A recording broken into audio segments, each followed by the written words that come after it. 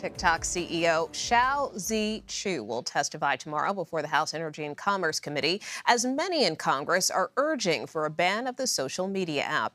Earlier today, I spoke with two members of the House panel, Vice Chair and North Dakota Republican Congressman Kelly Armstrong, as well as Delaware Democratic Congresswoman Lisa Blunt Rochester. I asked both of them whether there should be a ban on TikTok.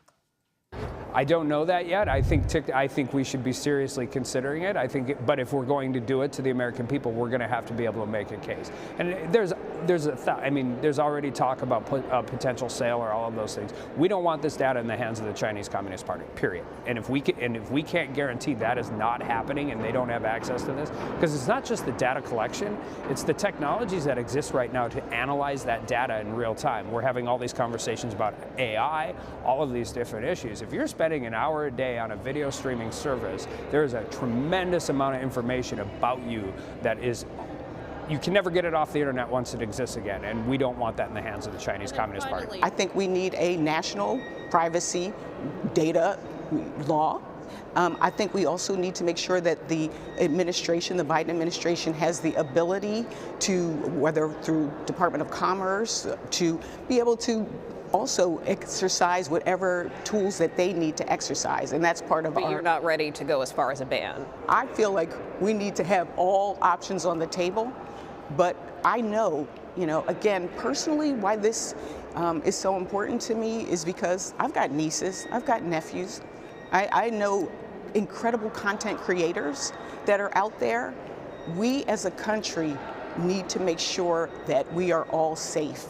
And that's really what this hearing is about. It's about dealing with misinformation, it's about protecting our data, and it's also about our national security. So what do you want to hear from the CEO? Well, this hearing is going to be very important. Our committee, Energy and Commerce, has been talking to social media platforms and tech platforms for the past few years about making sure that our children are protected, that our national security is intact, and that we also deal with issues of misinformation.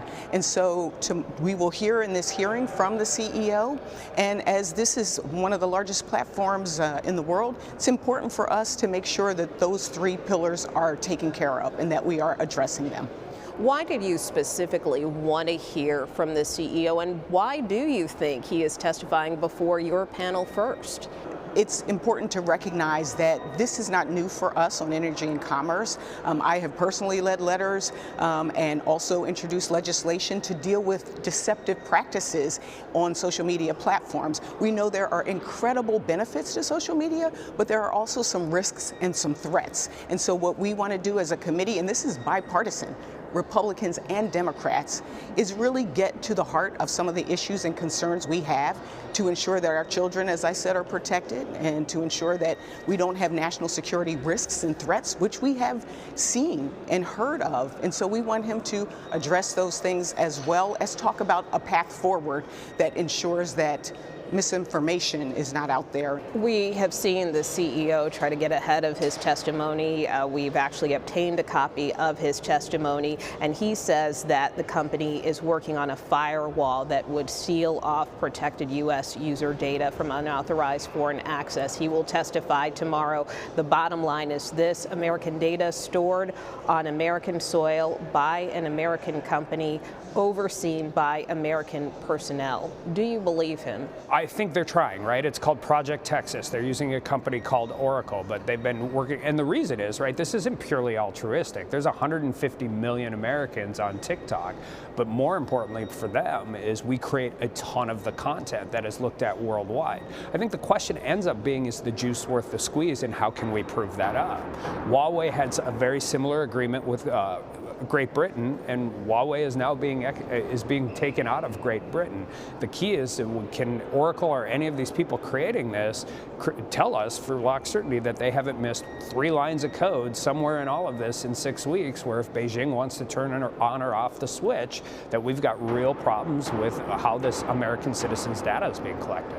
So you want to learn more? Yeah, I want to learn more. I think we all do. I mean, again, this is, I mean, when Congress gets paternal and tells 150 million Americans something's bad for them that they really enjoy, we better have really good, solid reasons for it. But I think the other question, right, they want to create a new program in CFIUS, they want to do all of these things, and eventually we're going to have to ask the question, is the juice worth the squeeze? This is a lot of standing up of government regulatory regime for one particular company, and that's going to cost money. In terms of this Project Texas, I mean, do you think that's sufficient? Does it address lawmakers' concerns? Because I know many have expressed concerns about national security. It doesn't for me yet, and I'm not saying it doesn't, but I have real concerns about whether or not we can actually do this. Like I said, the effort is there. Obviously, it's there. They're trying to do it. Whether or not it's effective or not, we don't know that answer yet. We also expect the CEO to talk more about some of the safety controls that the company has put in place specifically for minors. Do you think they go far enough? I don't, but I don't think social media, I think this is a broader scale conversation about social media and minors and all of those different issues. The reality is my 15-year-old daughter and my 13-year-old son are significantly better on all of this stuff than I would ever be in my entire life. And I mean, there's a lot of trust but verify, and that's more, I mean, in TikTok's case, that is even more significant because of who the parent company is.